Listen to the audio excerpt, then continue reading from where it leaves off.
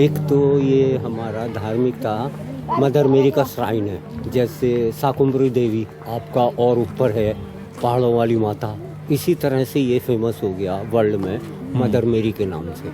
Picture वहाँ पे भी हैं, लोग वहाँ पे भी रहते मानने वाले, लेकिन यहाँ ज़्यादातर गद्दी है सरदाना वर्ल्ड की। दूसरा हिस्टोरिकल में रानी का बनाया हुआ, इंडियन रानी का, अच्छा, इंडियन लेडी उसका बनाया हुआ ऐतिहासिक नाम था।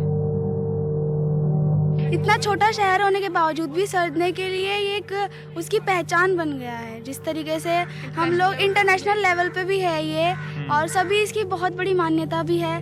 तो इस वजह से हमें गर्व होता है कि हम सजना में हैं और ये चर्च हमारी पहचान है। नमस्कार, मैं रवीश कुमार। क्रिसमस का त्योहार जितना ईसाई समुदाय का है, उससे कहीं ज्यादा दुकानदारों का हो गया है। शायद यही वजह है कि हम इस अवसर पर भारत में ही ईसाई समुदाय की परंपराओं को देखने और समझने का मौका गंवा देते हैं। मैं मौजूद हूं मेरठ के सरधना में, जहां 19वीं सदी से खड़ी चर्च की यह इमारत आपसे कुछ कहना चाहती है, अपनी कहानी भी, और इसे बनाने वाली मलिका बेगम समरू की दिलचस्प कहानी भी। मेरी ही तरफ बीएड की ये तमाम छात्राएं बेगम समरू के बनाए इस चर्च पर प्रोजेक्ट रिपोर्ट तैयार करने आई हैं। दरो दीवार पर जहां भी लिखा देखा, कॉपी में उतारना शुरू कर दिया। इतने ध्यान से हम अपने ऐतिहासिक इमारतों का अध्ययन करने लगे तो पक्का गारंटी है कि इस देश का कुछ न कुछ हो जाएगा। देखिए, टॉप में रानी बैठे हैं, बेगम सौमरे। ये पहले मोमडन्स थी, तो मोमडन्स नाम इनका फरजाना था। बाद में रानी क्रिश्चियन कन्वर्ट हुआ, इन्होंने सौमरे से मैरिज किया, इसलिए बेगम सौमरे के नाम से फेमस हो गया।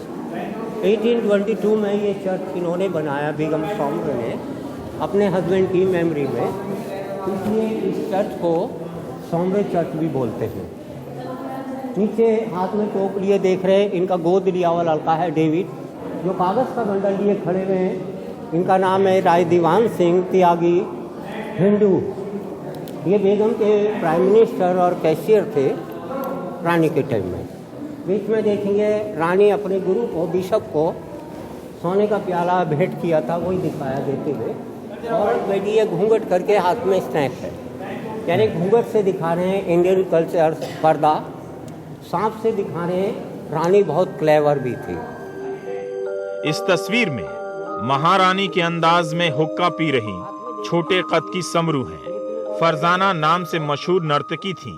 उसी दौरान लग्जमबर्ग से आया भाड़े का एक योद्धा वॉल्टर रेनहार्ट सोमबर का दिल समरू पर आ गया। रेनहार्ट की सेना भाड़े पर बंगाल के नवाब मीर कासिम से लेकर भरतपुर के राजा तक के लिए लड़ चुकी थी। इसकी बहादुरी के अपने किस्से हैं। ये वो दौर था जब दिल्ली में मुगलिया हुकूमत अपनी अंतिम सांसें ले रही थी। बचे खुचे बादशाह अंग्रेजों और आसपास के बगावती सरदारों की चुनौती झेल रहे थे। मुगलों की मदद करने के बदले 1773 के साल में सरधना की जागीर रेनहार्ट को मिल गई। एक कैथोलिक कमांडर मुगलों का जागीरदार बन गया।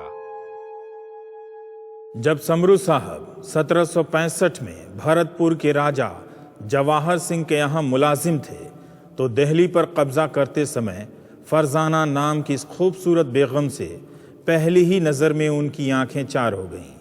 उसी घड़ी से बेगम समरू के साथ उनकी परछाई बनकर रहीं। उन्होंने समरू साहब का साथ न सैर में न लड़ाई में छोड़ा। कहा जाता है कि समरू ने मुसलमानी रस्मों के मुताबिक बेगम से शादी कर ली। इसीलिए उनकी मौत के बाद उनके 82 यूरोपीय अफसरों और 4000 सैनिकों ने दिल्ली के शाह आलम द्वितीय से अर्ज की कि समरू की गद्दी उसकी बीवी बेगम साहिबा को सौंपी जाए।